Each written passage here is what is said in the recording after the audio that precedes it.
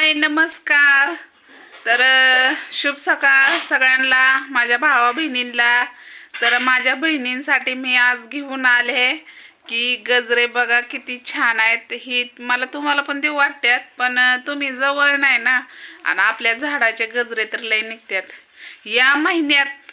म्हणजे पूर्ण एक महिना इतकी फुलं येतात, इतकी फुलं येतात की सांगायचं मापच नाही। आता जवळजवळ ही 1 डझन गजरा आहेत, कारण मागचं बी गच भरलंय। 1 डझनच्या वरी फुलं निघतात, देवाला पण ठेवतोय, परत तुळशीला पण दाखवतोय। एवढे गजरे निघायला लागले। मग आज काय पोरी आल्याच नाहीत, पाऊस चालू असल्यामुळं मग त्यांना मी दिलेच नाहीत गजरं, मग मीच लावलं। मला तर उलास आहे, पण गजरं लिहिलं का नाही बायांची, माझं म्हणजे काय असतंय, बायांची खुशी कशात असते माहितीये का?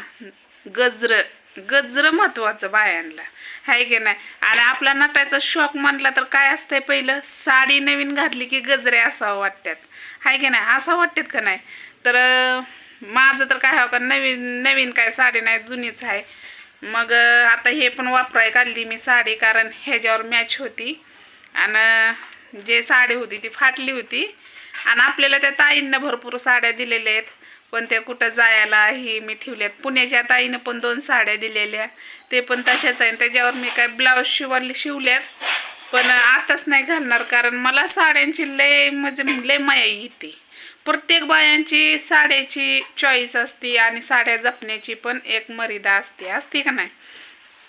ती साडी घातली की मला असं वाटतं मळती का काय, त्याला डाग पडतोय का काय, कुठं आपण बसायचो। गावाकडं कसं सारवणाची घरं, फरच्या नाहीत, त्यामुळं आणि रस्त्याने तरी चालायचं म्हणलं तरी चिखल उडतो, परत धुरळा बसतं साडीवर। मी लय जपती बाया साड्यांना, मला लय म्हणजे माया येते साड्यांची। जोवर ती साडी फाटत नाही तोपर्यंत मी साड्या काय वापराय काढत नाही। तर भरपूर जणांचा मला फोन आलतं की ताई आजच्या हे परश्या तुझं कोण लागतोय? तर परश्या माझा मावस भाऊ लागतोय, सक्का मावस भाऊ लागतोय। ते पण माझी पहिली आई आहे का नाही, ते वारली ना, तिची मावस बहीण आहे माझ्या आईची। म्हणजे माझी पहिली आई म्हणजे माझी सावतर आहे व मला सावतर म्हणायचं नाही, ते आई बाहेरनं काय म्हणती या, तुझी पहिली आई मिली वय, तिला वाटलं तिलाच म्हणते मी। असं नाही ग, पहिली म्हणजे ती झाली, दुसरी म्हणजे तू झाली, असं हाय की नाही? आणि सावतर मला म्हणू वाटत नाही, तर सॉरी, ते आईला सांगण्यासाठी मी म्हणलेली। आणि कोणची गोष्ट मी लपवत नाही, तुम्हाला पण चांगलंच माहिती आहे।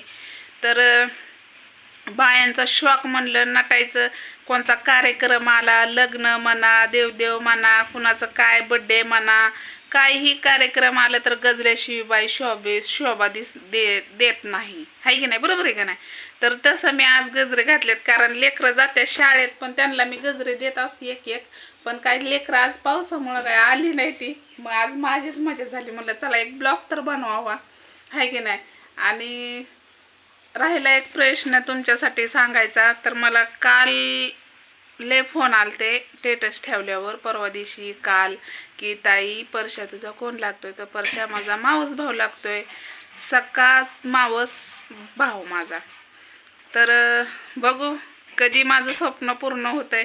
म्हणजे माझं स्वप्न म्हणजे कुणाला पण वाटतं की नाही का, रील स्टार म्हणजे त्यांच्यासोबत सेल्फी काढावं, त्यांच्यासोबत बोलावं। आता ती काय यूट्यूबवर तर नाही, पण मोठा सेलिब्रिटी आहे, पिक्चरमध्ये काम करणार, कारण सैराट पिक्चर काढलेला ते अख्ख्या म्हणजे महाराष्ट्रात गाजला होता। तर महाराष्ट्रातच नाही तर बाहेर देशात पण तो पिक्चर गाजला होता। तर अजून एक त्याचा पिक्चर येणार आहे, त्याचं नाव काय मला पण कळलं नाही, त्याच्याकडून कळलं की तुम्हाला सांगते।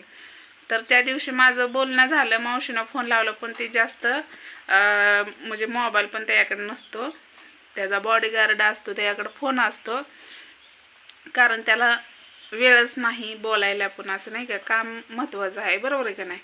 तर खरंच आमच्या घरात एक नशीब, सोन्याच्या चमच्या घेऊन आल्याने आला बिचारा, पण मोठा झाला। खूप गरीब होती परिस्थिती मावशीची पण, जसं की आता आमची परिस्थिती आम्ही खुरपून खातो, तसं त्या मावशीची पण परिस्थिती होती. लेकरं लहान लहान आणि परशा कितीही केलं तर माझ्यापेक्षा लई लहान आहे. माझ्यापेक्षा म्हणजे इतका लहान आहे की सांगूच नका. 4-5 वर्षांनी लहान आहे माझ्यापेक्षा. तर मी आता जवळजवळ त्याची मावशी नाही, त्याची आई शुभती आहे परशाचे, बरोबर की नाही.